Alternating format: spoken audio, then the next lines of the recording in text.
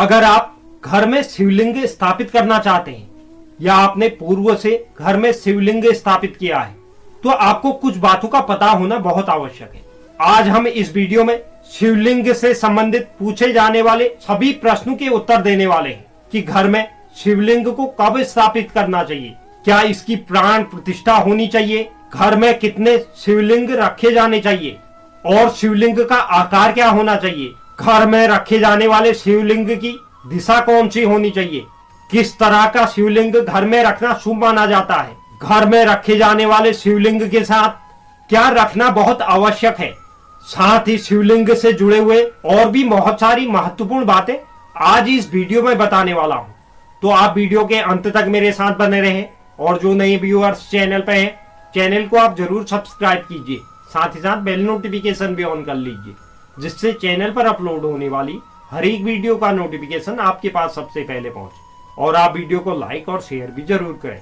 तो चलिए शुरुआत करते हैं और जानते हैं घर में रखे जाने वाले शिवलिंग के संबंध में कौन कौन सी बातें हमें पता होनी चाहिए। भगवान शिव की आराधना के कई नियम बताए गए हैं जिसका शिव भक्त बहुत विधि पूर्वक पालन करते हैं।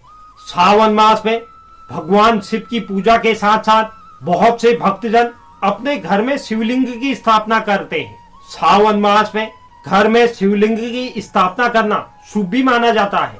शिवलिंग में जल और दूध चढ़ाने से व्यक्ति को अपने जीवन में हर प्रकार के कष्टों से छुटकारा मिलता है और व्यक्ति के धन धान्य में वृद्धि होती है। लेकिन कुछ कार्य जो हमें शिवलिंग को घर में स्थापित करने के बाद नहीं करनी चाहिए, उन चीजों का भी हमें पता होना आवश्यक है। आखिर यह बातें क्या है जिससे हम यह गलतियां करने से बचें, तो इस विषय पर हम आगे वीडियो में चर्चा करेंगे।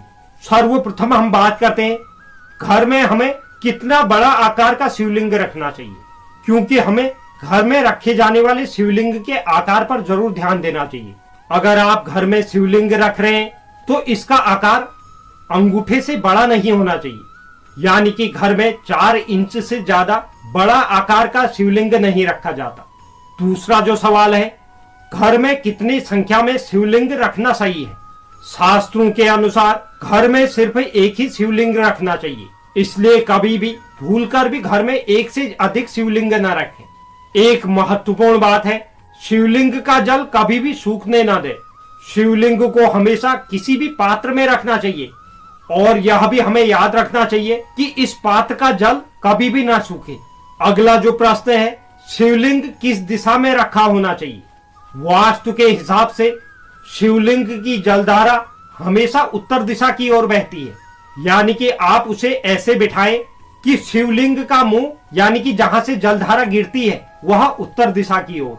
अगला जो सवाल पूछा जाता है, शिवलिंग घर में किस तरह का रखना चाहिए। मार्केट में तो विभिन्न प्रकार के शिवलिंग मिलते हैं, लेकिन हर प्रकार की शिवलिंग को घर में नहीं रखा जाता है।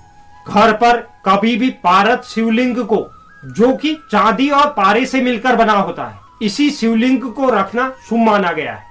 इसके अलावा आप स्फटिक शिवलिंग भी रख सकते हैं, यह एक पारदर्शी शिवलिंग होता है। साथ ही नर्मदेश्वर शिवलिंग को आप घर में रख सकते हैं। एक और आपको सावधानी बरतनी है, शिवलिंग को कभी भी अकेला नहीं रखना चाहिए।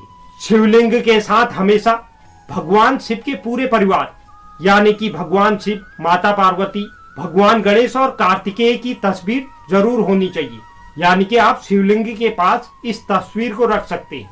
अगला जो क्वेश्चन है, क्या घर में शिवलिंग की प्राण प्रतिष्ठा होनी चाहिए। घर में कभी भी रखे जाने वाले शिवलिंग की प्राण प्रतिष्ठा नहीं होनी चाहिए। ऐसे ही आप उसकी रोजाना पूजा करें, क्योंकि प्राण प्रतिष्ठा हो चुके शिवलिंग की हर प्रहर में पूजा करनी पड़ती है, लेकिन यह घर में संभव नहीं है। तो इसलिए हमें घर में रखे जाने वाले शिवलिंग की प्राण प्रतिष्ठा नहीं करनी चाहिए। तो यह शिवलिंग के संबंध में पूछे जाने वाले महत्वपूर्ण क्वेश्चन थे। उम्मीद करता हूं यह जानकारी आपको पसंद आई होगी। जो भी दर्शक चैनल पर नए हैं, चैनल को आप जरूर सब्सक्राइब कीजिए, साथ ही साथ बेल नोटिफिकेशन भी ऑन कर लीजिए जिससे चैनल पर अपलोड होने वाली हर एक वीडियो का नोटिफिकेशन आपके पास सबसे पहले पहुंचे। और आप वीडियो को लाइक और शेयर भी जरूर करें। धन्यवाद।